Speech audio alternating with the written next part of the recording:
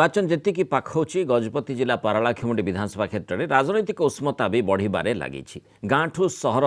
सबुठी चर्चा निर्वाचन को नहीं लगी रही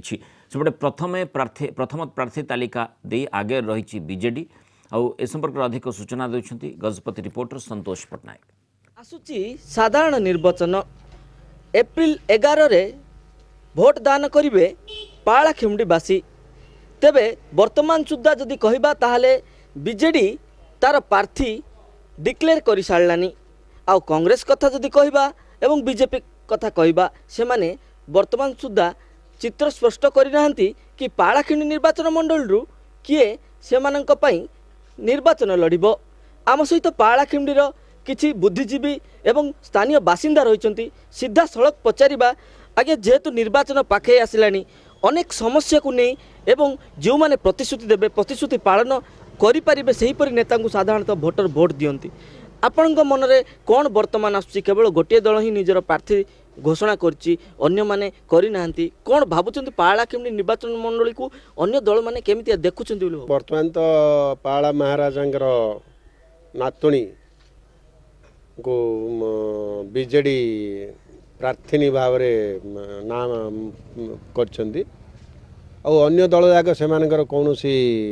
प्रार्थी घोषणा करना से जाओ जी नुआ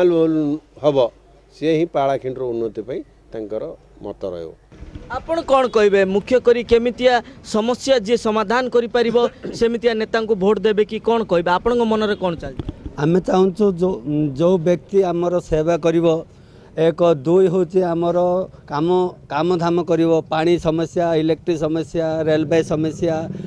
सबु प्रकार समस्या रही से समस्या जदि समाधान करिवो ताको ही आम भोट देबू। पारलार गौरव पारलाखेमुंडी महाराजा तांकर नातुणी कल्याणी देवी वर्तमान बीजेडी टिकेट पाइछंती तांको देवाई संपूर्ण 90% समस्त मनोभाव अच्छी कारण दिगत एमएलए मैंने जहाँ कले कि न कले करूँ किंतु पारलार गौरव पर जड़े चिन्ह होकर आसते